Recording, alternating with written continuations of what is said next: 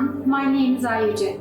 Today, we will discuss the crucial role of youth workers in conflict-affected areas and explore effective strategies to enhance their impact in these challenging environments. A youth worker is an individual who engages with young people to support their personal, social, educational growth through informal education, preventive care, or recreational activities. In conflict-affected areas where tensions are high and communication barriers are significant, the role of youth workers becomes pivotal in fostering understanding, empathy, and conflict resolution. To mention briefly, conflict-affected area is a region that is experiencing or has recently experienced an armed conflict, violence, or instability, significantly impacting the social, economic, and political environment.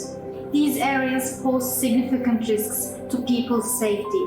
These conflicts can take various forms, including international or non-international disputes, wars of liberation, insurgencies, and civil wars. Such areas often experience extensive human rights abuses and violations of national or international law. For this reason, the importance of the youth workers increased gradually.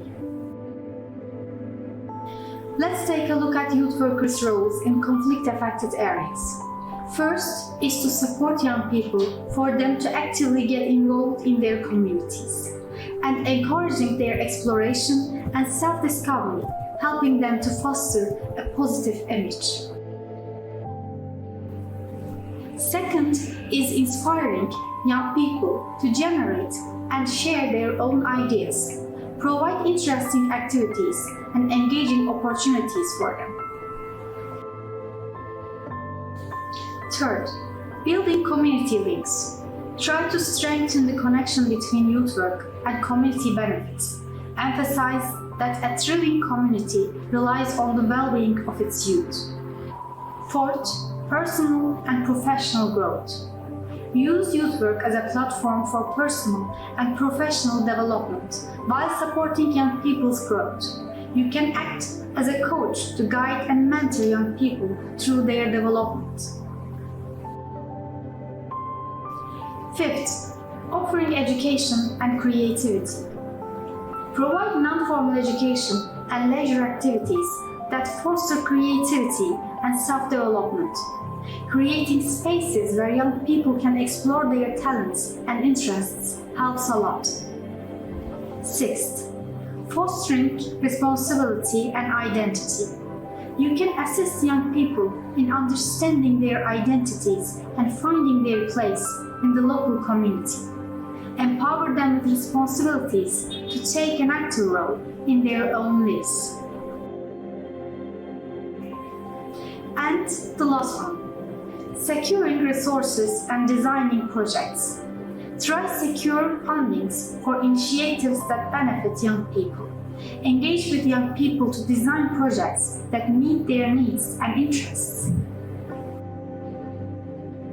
Now, let's explore why resilience is crucial for youth work in conflict-affected areas. The causes of conflicts and their effects may differ from one region to another. In this context, in order for youth workers to engage with conflict-affected areas and communities, they need to understand the area, the cause of the conflict, how people in that area are affected by the conflict. Besides, youth workers need to adapt the conflict-affected areas and identify needs of these communities. On the other hand, this might be challenging for youth workers who are not familiar with conflicts that affect the area. For this reason, promoting mental well-being among youth workers and make them prepared mentally against different types of conflicts are crucial for their effectiveness and resilience in supporting society. Engaging effectively with the community relies on their mental health. Without it, their ability to contribute meaningfully is compromised. To safeguard their mental health, several good practices and recommendations can be implemented. These include setting clear boundaries in various aspects of life, such as interpersonal relationships and workload, to prevent burnout and maintain a healthy work-life balance. It's also essential for youth workers to establish realistic expectations for their work and to take regular breaks throughout the day to recharge. Engaging in activities that bring joy, fostering supportive relationships with colleagues and the community, and staying connected with loved ones are integral components of maintaining mental balance. Moreover, self-awareness is key. Youth workers should monitor their emotional well-being and seek professional support when needed. By prioritizing self-care, seeking help when necessary, and practicing self-compassion, youth workers can cultivate a resilient and sustainable approach to their vital role in supporting youth.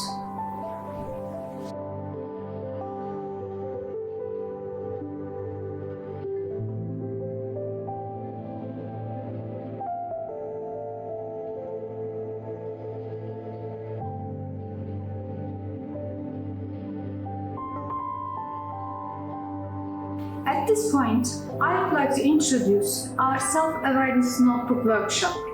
This season is designed to help you explore and enhance your self-awareness through guided exercises and reflections.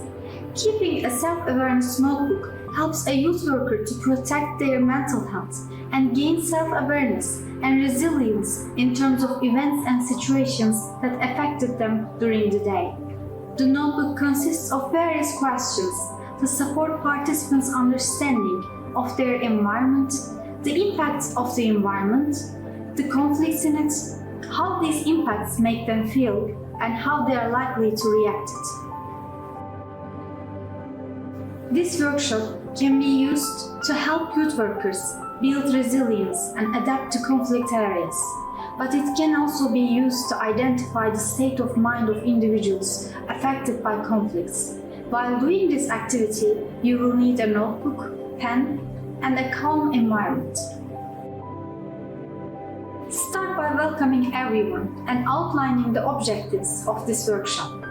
Discuss the concept of self-awareness and its significance for mental health and effectiveness. Next, introduce the sections of the self-awareness notebook, providing instructions for each section to guide participants in their reflections can really help them. Feel free to use the examples and questions provided on the screen to help you find your thoughts and ideas. Then, you may create a calm and quiet environment for participants to reflect and write about their experiences. After this, you should allow time for writing and then facilitate a brief sharing season, where participants can optionally discuss their reflections with the group. You can also present additional mental wellness strategies, such as setting boundaries, taking regular breaks, and engaging in joyful activities. Additionally, remember encouraging participants to incorporate these strategies into their daily routines. You may conclude by summarizing the key takeaways from the workshop. You can distribute feedback forms to gather participants' input and thank everyone for their attendance. If you have any additional resources or support to share, please feel free to do so.